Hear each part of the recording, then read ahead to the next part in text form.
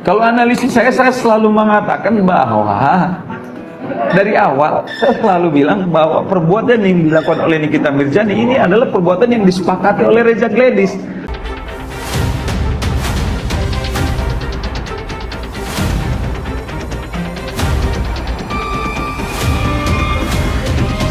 Kasus Nikita Mirzani masih berjalan. Banyak orang mengira semuanya sudah selesai, padahal prosesnya baru memasuki tahap banding. Dan justru di tahap inilah dua hal penting harus diperiksa ulang secara serius. Pertama, soal ancaman. Dalam putusan awal, muncul anggapan bahwa chat WhatsApp dan sebuah nota pembelian skincare dapat merusak reputasi Reza sebagai dokter. Ini bagian yang paling janggal.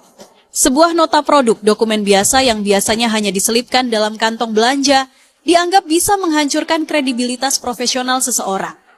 Ini butuh penjelasan yang lebih masuk akal.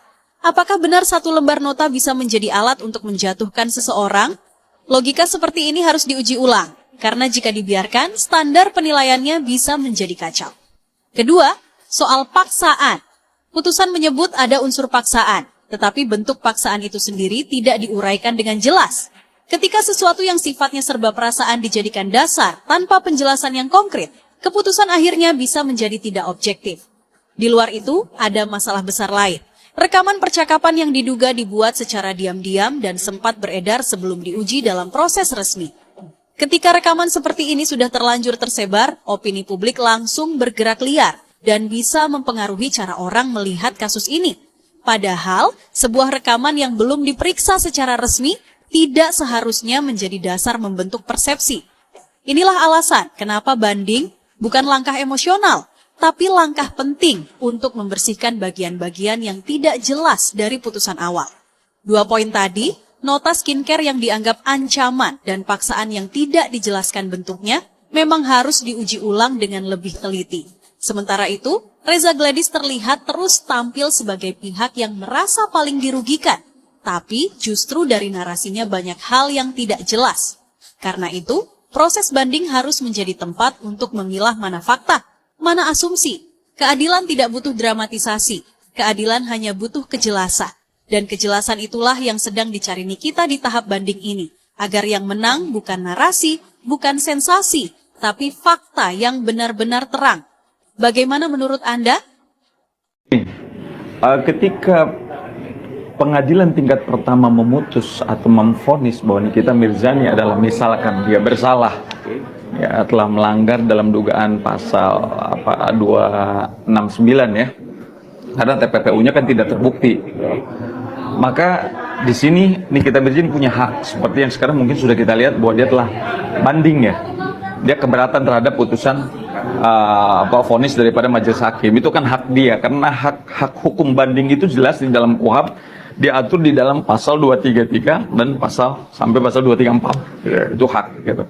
Nah, sekarang tinggal kita lihat nanti apakah dalam proses banding nanti di pengadilan tinggi ya, putusan itu akan menguatkan putusan tingkat pertama atau justru sebaliknya akan menguatkan atau membebaskan Nikita Mirzani dari jeratan hukum itu. Nah, ini kita kembali kepada nanti hakim tinggi. Jadi tinggal kita tunggu aja, proses mungkin tunggu sampai 3 bulan 4 bulan ya. Kita tunggu aja ya, kalau memang apa yang nanti didalilkan oleh Nikita Mirzani di dalam memori bandingnya itu memang make sense, masuk akal bahwa memang Nikita Mirzani tidak pernah melakukan tindak pidana seperti apa yang dituduhkan di dalam amar putusan, ya maka Nikita Mirzani bisa dibebaskan dalam putusan bandingnya gitu. Justru sebaliknya bisa juga menguatkan, tergantung bagaimana dia nanti kuasa hukumnya mendalilkan di dalam memori banding itu gitu. Abang sudah bisa membaca, bisa menganalisa. Hakim juga menyatakan 4 tahun. 4 tahun di fakta hukum itu kan sudah bersalah, Bang. Kalau nanti proses banding itu dikatakan. Kalau saya justru sekali lagi mengatakan, saya kalau kasus Nikita Mirzani ini saya ngikutin betul. Saya dari awal selalu mengatakan bahwa persoalan Nikita Mirzani dengan Reza Gledis itu merupakan persoalan perdata. Kalau saya selalu beracuan bahwa apa yang mereka lakukan adalah beracuan kepada pasal 1320 Kitab Undang Hukum Perdata. Kesepakatan yang mereka buat Kesepakatan itu bisa tertulis dan juga bisa tidak tertulis gitu. Makanya sekali lagi saya mengatakan bahwa urusan antara Reza Gladys dengan Nikita Mirzani itu adalah murni ranah keperdataan. Tetapi karena sekarang sudah ada putusan hakim yang mengatakan dia bersalah telah melakukan dugaan tindak pidana pemerasan dengan ancaman, ya kita harus menghormati putusan hakim itu. Karena kan ada asas hukum yang disebut dengan res judicata, pro pere, tato habitur. Putusan hakim itu walaupun Nikita Mirzani keberatan, maka kita harus tunduk dan patuh terhadap putusan hakim. Tetapi hakim memberikan kesempatan 7 hari. Ya, jika Anda keberatan, maka Anda berhak untuk melakukan banding. Saat inilah proses banding lagi berjalan. Tinggal bagaimana nanti kuasa hukum Nikita Mirzani mendalilkan di dalam memorinya, membantah semua apa yang didakwa, dituntut, kemudian juga disampaikan di dalam pertimbangan hakim, sehingga dalam amar putusannya dikatakan Nikita Mirzani bersalah. Jika itu bisa dibantah melalui memori banding, bahkan hakim tinggi menilai isi memorinya itu ternyata menguatkan putusan tingkat pertama, ya udah kita juga harus terima. Tapi justru sebaliknya, jika pengadilan tinggi Jakarta, tinggi DKI ternyata setelah melihat isi daripada apa yang dijabarkan di dalam memori bandingnya, bagaimana bantahan-bantahan itu dirasa masuk akal oleh hakim tinggi, maka bisa saja seorang Nikita Mirzani dibebaskan dari jeratan hukum yang sudah divonis oleh hakim tingkat pertama. Tapi itu JPU juga banding juga kok gimana? Karena JPU juga merasa 12 tahun kenapa? Ya kalau JPU banding, maka Nikita Mirzani harus jawab dengan kontra memori. Berarti jaksa memori banding, berarti ini kontra. Nah sebaliknya, jika Nikita Mirzani yang banding, maka pihak jaksa harus buat kontra. Nah di sini tinggal dilihat bagaimana kekuatan daripada kuasa hukum atau pihak jaksa mendalilkan, meyakinkan kepada majelis tinggi gitu loh, hakim tinggi. Ya jika memang hakim tinggi lebih percaya kepada memori bandingnya Nikita Mirzani, maka ada kemungkinan Nikita Mirzani dibebaskan loh gitu. Kalau analisis saya selalu mengatakan bahwa dari awal saya selalu bilang bahwa perbuatan yang dilakukan oleh Nikita Mirzani ini adalah perbuatan yang disepakati oleh Reza Gladys. Hanya ketika sudah berjalan ini apa yang mereka sepakati ternyata tidak cocok. Artinya ada ketidakpuasan. Kalau ketidakpuasan itu bukan ranah perdata, maka dia ranahnya bukan ranah pidana, maka itu ranah perdata, wan prestasi. Buktinya wan prestasinya ditolak. Apanya? Wan prestasinya ditolak.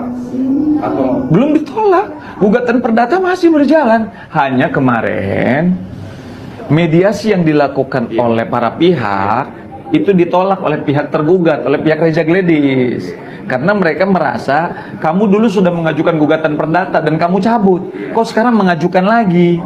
Nah tapi ini kan menjadi syarat, karena di dalam peraturan Mahkamah Agung nomor 1 2016 bahwa mediasi ini wajib, ya. Restoratif justice ini diwajibkan bagi para pihak sebelum memasuki pokok perkara. Jadi dalam proses persidangan kemarin belum masuk substansi pokok perkara, masih dalam proses mediasi karena pengadilan mewajibkan para pihak untuk mediasi terlebih dahulu sebelum masuk kepada pokok perkara. Jadi ditolak itu hanya ditolak oleh pihak tergugat saja, bukan ditolak oleh majelis hakim. Kalau ditolak oleh majelis hakim, sudah masuk pokok perkara, sudah masuk persidangan, ternyata di NO.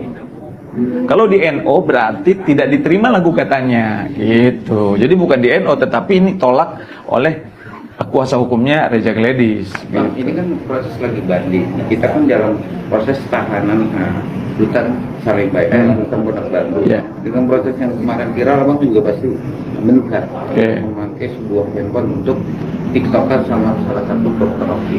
Itu melanggar nggak sih, Bang? Ini ya, kita mesti lihat. Ditempatkan di dalam rutan atau rumah tahanan atau lapas, itu kan tujuannya kan untuk bagaimana Nikita Mirzani ini bisa belajar jauh lebih baik, kan? Bisa berubah. Oke.